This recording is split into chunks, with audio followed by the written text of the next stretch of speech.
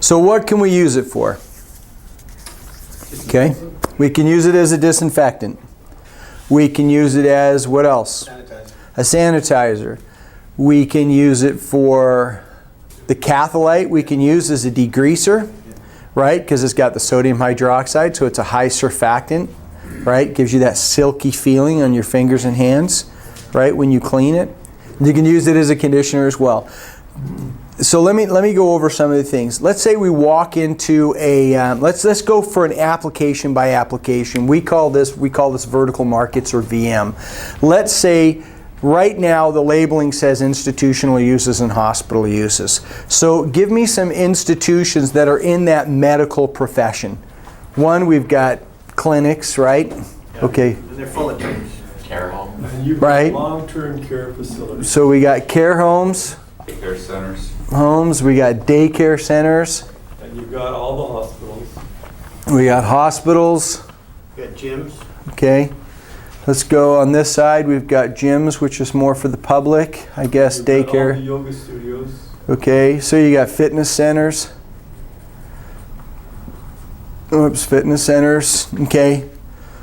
What else do we have on this side? We've got clinics. We've got dentists. Dentists, yeah. Okay. We've got care homes, long and short term. We've got assisted living facilities. We got daycares. Now, right now, they're all using things like chlorine-based cleaners. They're using things that are ammonia-based. They're using iodine-based. They're using all kinds of different chemicals. So according to the labeling, there's very specific things that we can say that it will treat, that's approved by our drug identification number, that every one of these places has serious concerns about. Okay? So things like E. coli has a 10-minute contact kill. Listeria, monocytogenes, Salmonella, Staphylococcus aureus, Staphylococcus aureus MRSA, influenza. The list goes on and on. These are all issues that every one of these places faces. Now, what goes along in today's society, if I go into your place of business and I go in to get myself healthy, I go into a doctor's office and I come out with a nosocomial illness or an illness that I've contracted while I'm there, what generally can happen? It's lawsuits, right? So it's a liability issue. It's a tremendous exposure. So if we can mitigate your exposure, not only to your employees by no longer having them use an array of caustic chemicals, but now they have this under the sink. They have this under the sink. So we've got the disinfectant, right, which is the analyte. We've got the degreaser, which is the catholite. So now we get rid of all that other stuff. We pretty much have isolated it down to 2, possibly 3 things if we're using the food process one, which is a diluted version of this. We have now lowered not only their risk mitigation for their employees, right, and potential customers that have come in and, I don't know, maybe they get on an exercise equipment and they're allergic to some chemical that we've used in our cleaning, and now they're, I've got some rash that's going, I'm going to sue the gym owner, right? We've lowered the mitigation. We've mitigated the exposure and risk to for the employer, but also for the employer's customers or clients or patients. So we've killed all of those things with just one simple, safe, and natural chemical. Okay? So now we can go in and we can do degreasing and cleansing with this product, the Richway disinfectant. Based on its label, we are able to address all of the issues that every one of these places and more would have. Every one of those issues. So instead of now having a counter or a cabinet full of toxic chemicals that create exposure and risk for the employees and for the patrons or customers or patients, now you can have something that, gosh, if this happened to spill, I don't have to worry about, oh my gosh, where's my protective clothing? Or is it going to burn a hole through my clothes or possibly burn a hole through my jeans or whatever? Yeah, it might bleach it. It has the potential to bleach it because it has chlorine in it, but it's unlikely. The real thing is that because it's natural and safe, well, the last word said it all, it's safe. So this is a tremendous thing that when we are going in to talk to people, it's not always about, am I going to replace this dollar with this product, right? If it costs me $100 over here and it costs me $100 over here, it's not always about that. It's not always about the bottom line. A lot of people today are becoming very, very conscious of the environment, of their green footprint, their carbon footprint. They're becoming more conscious about the caustic and dangerous chemicals that are in our environment that are affecting us long term, that they're discovering stuff that they used back in the 40s, DDT for instance, How is that affecting us today? It doesn't take much listening to the radio or looking on the internet to see the effects of all these unnatural chemicals and unsafe chemicals. But the reason we're seeing so much significance now with all of these chemicals and all of these toxins and all of these things that haven't properly been vetted and put into our public society and used, and now we have all these health problems and health issues and things like that, it's because we simply don't know. So again, we go back to something that is safe and natural. That is important. Okay, so an interesting side note, I just want to bring this up because I feel that it's very, very important for you to understand just how powerful a solution this is and how safe it is. The active ingredient in this is hypochlorous acid, which I pointed out earlier is HOCl. The percentage that's necessary to have in here as the active ingredient is 0.046%.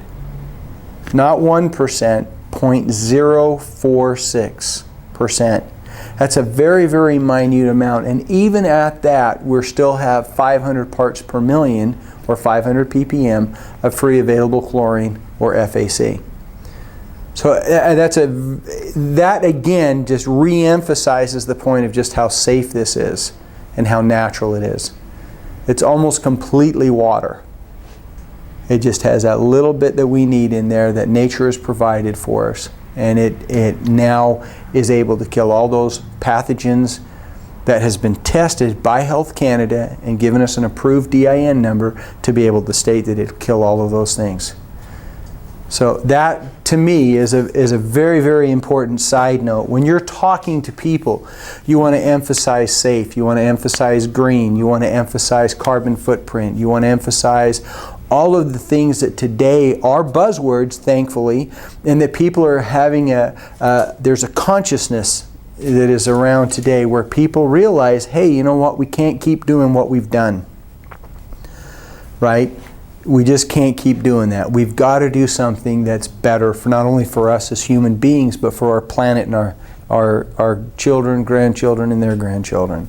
So this is something that is environmentally conscious, and it's environmentally responsible. And so when you talk to people about it, you want to appeal to their responsibility and their consciousness for that basic, I'm going to say, a movement, for that movement, that shift, that paradigm shift away from chemicals and caustics, nasties, to something that's natural and healthy.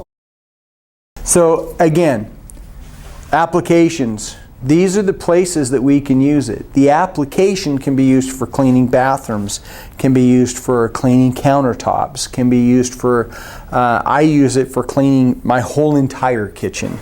The degreaser is an absolutely amazing product. In kitchens, you turn on the fan when you're cooking, then the stuff's supposed to go up the fan, right? And that fan gets coated in nasty and all that nasty stuff. But also along the top of the fan, or the hood fan, is you got all that grease. You wipe your finger on it and you got grease on there, right?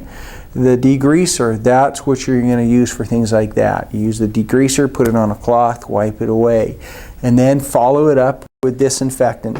You're cooking on your counter, you've got chicken meat, you're slicing up and doing your thing. So you got meat on there. Now we all know that from meat there's a lot of food pathogens that we can get. This will kill those food pathogens. So when you've wiped down the counter, spray it after and mist it with the disinfectant, because that will kill the pathogens. Hypochlorous acid is what's produced in your body through an enzymatic change. When you take in water and salt and different things, your body actually produces, with the water that it intakes, hypochlorous acid. When you cut yourself, part of that white blood, as much as 60% of that white blood that comes out with the red blood, is hypochlorous acid. The difference is we're making it from outside of the body using electrochemical activation, and the body makes it inside through an enzymatic change. So will it hurt your meat, your chicken, your whatever? If they're cleaning the counters and there's a residual left on it and they put the meat on it, are they going to be safe? Yes. It does have a DIN number for food prep. So I just want to bring it to a close. So the things that the ECA equipment does is it produces, again, just in summary, two solutions. One is a disinfectant, okay, and the other one is a degreaser or high surfactant cleaner. So again, I want to thank you for coming. I want to thank you for paying attention, and once again, it's just as simple as I said. We have an electrochemical activation device which uses water, salt, and electricity, and it produces a cleanser, sanitizer, and it produces a degreaser cleaner. And that, as they say, is that. Thank you.